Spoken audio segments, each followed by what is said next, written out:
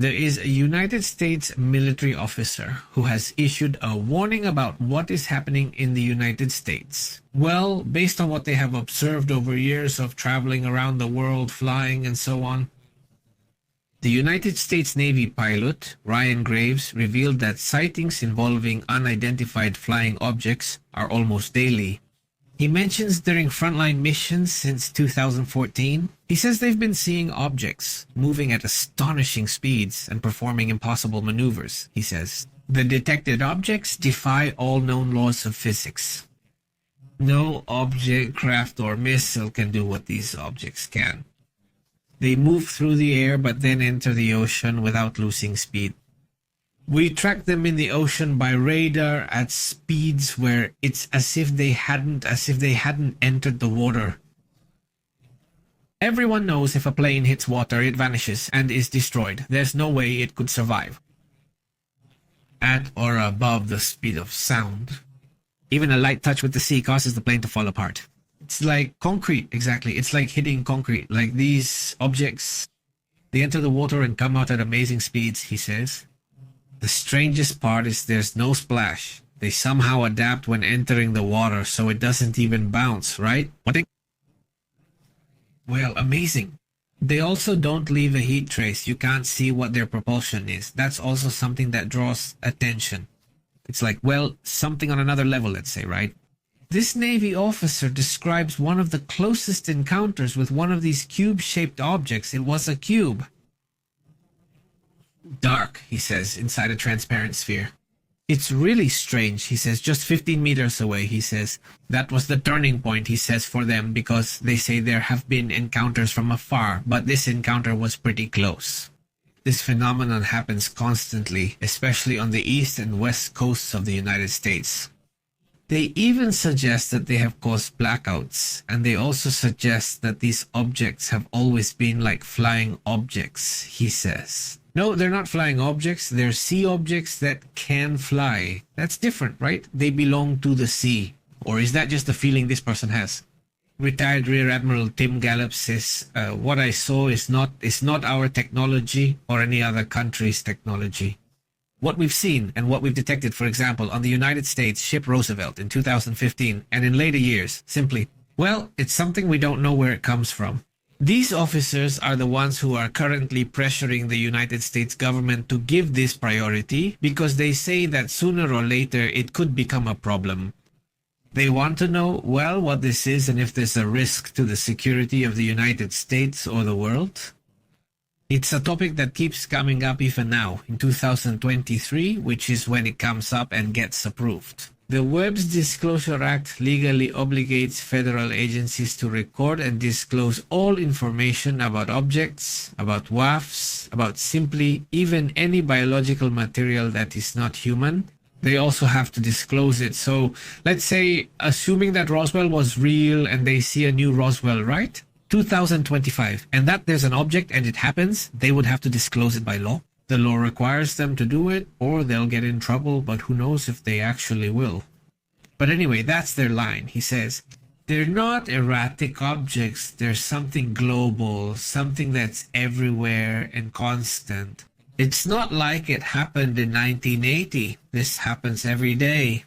It's really interesting. Let's move on to another important matter. Well, a scientist set out to find out what causes the Bermuda Triangle, which, well, has had countless stories since I don't know when, but basically there have always been stories about this triangle. Disappearances. Well, this was in cartoons, right? This topic. And well, the debate about this has been revived because Dr. Simon Boxall, an oceanographer from the University of Southampton, stated that giant waves are responsible for these disappearances. Giant waves, also called extreme storm waves, can reach up to 30 meters high in this area, which is twice the height of a normal wave. And in addition, they hit from multiple directions. That is, they can come from anywhere. So ships obviously aren't prepared for this, he says. They're steep and tall, and we've sunk from over 30 meters, and these waves can sink huge vessels in a few minutes. And an example he gives, which supports his theory, which is just a theory. At the time, it was the United States ship Cyclops in 1918. A ship that had 306 people in the crew, which disappeared without a trace and didn't even manage to send a distress signal. Absolutely nothing. And the Vauxhall team, well, built a scale model, obviously of Cyclopes, and proved that a giant wave could have easily split it in half. And, well, obviously nothing was known. This explanation, for example, rules out other very popular ones, like alien abductions, interdimensional portals, or supernatural forces. Great. Well, there you have this part of the explanation given by this scientist who says, well, what happens there are the famous giant waves. By the way, I recently told you about a study exactly about how these waves are formed and that they're more common than they seem. So, well, it's a topic, he says. They're more common than they seem, but not daily. They're rare, yet we experience them constantly. And the thing is, he said, this study said a topic that there's a lot of pressure on the wave, and with the wind, it could grow even more, possibly infinitely. They don't grow much because opposing waves hinder them. Of course, like it holds it back exactly. That's what they say. There are headwinds. So then, but suddenly by chance, there are a lot of waves going in the same direction and strong winds blowing toward the same point, and then they create this mega wave. And well, that's when you really have to be careful. Besides the fact that they reach tremendous speeds, it's not just the height, it's also the speed of the waves, which also matters. And they say no, they can also appear anywhere. That's important. There are areas that are already pretty clear, pretty much there among navigation experts, that around here. Well, no, not even the Andes, because yes, it's dangerous. But anyway. And he says that the bigger the ship, the greater the damage. The harder it hits, it's not good. That's the thing. But let him explain to me what happened with the Maria Celeste. With the Maria Celeste, that's how he leaves. I mean, regardless of this, well, there are several. That's probably the most scientific explanation, but some things still haven't been explained. I mean, well, that they don't explain it? No, this man explains something general to us. Okay, there are also giant waves. Still, some things that happened there will stay a mystery. Let's move on to other important matters. Another topic that I wouldn't want us to miss. Let's just update the latest from Venezuela right now. But there are also other tremendous challenges. Right now, a report from the Food and Agriculture Organization has come out stating that more than half of Haiti's population is in a serious situation. When it comes to food, another region of the world that could be entering a possible famine, over half of Haiti's population, 54.2%, faces severe food deprivation. Is reported by the Food and Agriculture Organization, which is the United Nations Food and Agriculture Organization. It says, Haiti's indicators have all been determined and have worsened. Food and Agriculture Organization's second in command strongly points out. And in this situation of ultra-super insecurity and chaos and whatever else you want to call it, now the challenge of hunger is being faced. We're going to make the situation extremely tough. Aren't other strategies starting now? More military ones, more drones, even ones that are going to be used now to attack the gangs. They even hired these mercenaries now to see if the contract has already been made or if you still don't remember. About the mercenaries? They're already there, right? Yes, I saw images of the one who runs this prince in information technology. Already in information technology, mercenaries from this group will operate there. Black? What is black? Blackwater, right? Blackwater? Well, they're going to be operating there in information technology. I mean, who knows, right? It's really an illusion what's happening there. Tremendous, really tough. And let's hope a solution comes soon. Another thing that draws attention is what's happening with Iquilmar Abrego Garcia, who has been detained again. He was just detained. This morning he hadn't been detained yet. Was there a possibility they would send him to Uganda? Do you all think so? I don't understand why the United States government dislikes this man. Well, who is he? Iquilmar Abrego Garcia? Let's go see who he is.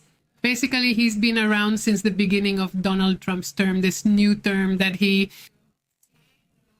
They arrest him while he's coming out from shopping somewhere. He had his child with him. They arrest him. They take him to El Salvador, supposedly because he was part of Mara Salvatrucha 13.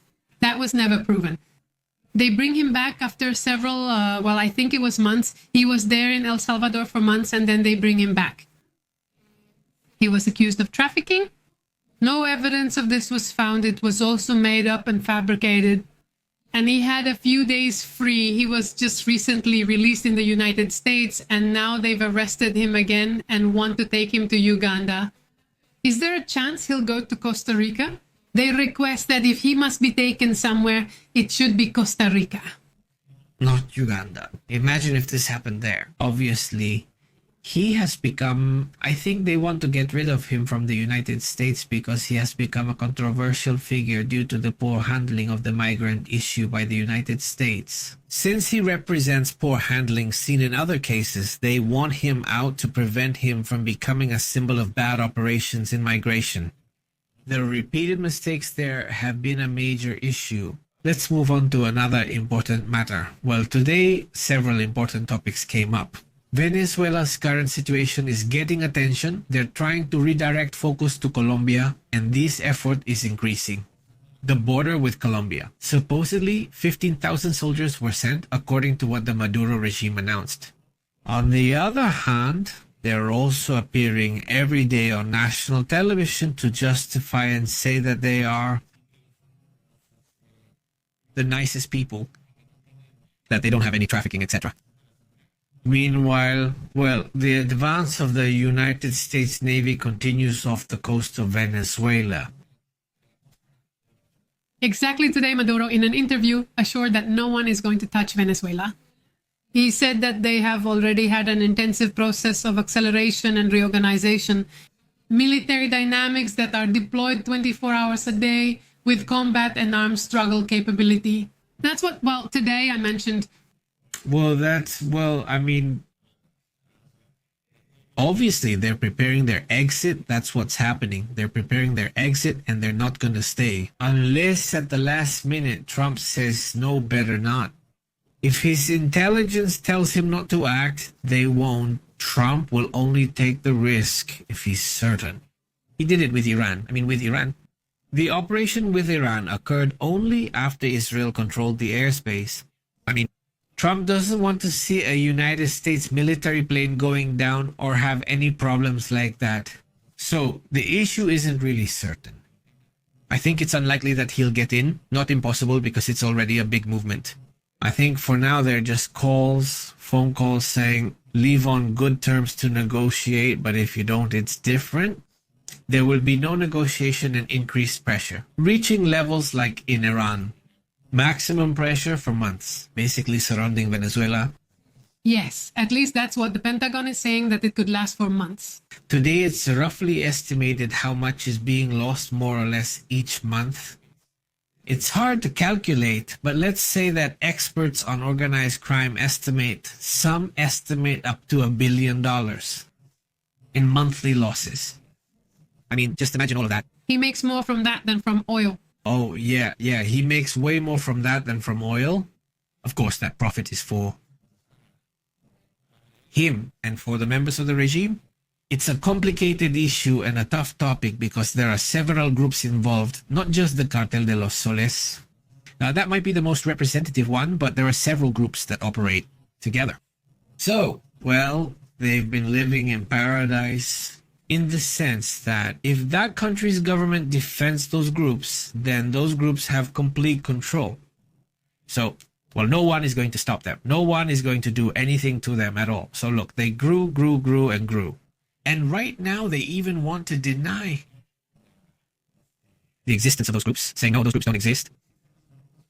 There isn't a single small plant in Venezuela. So, do you have one or not?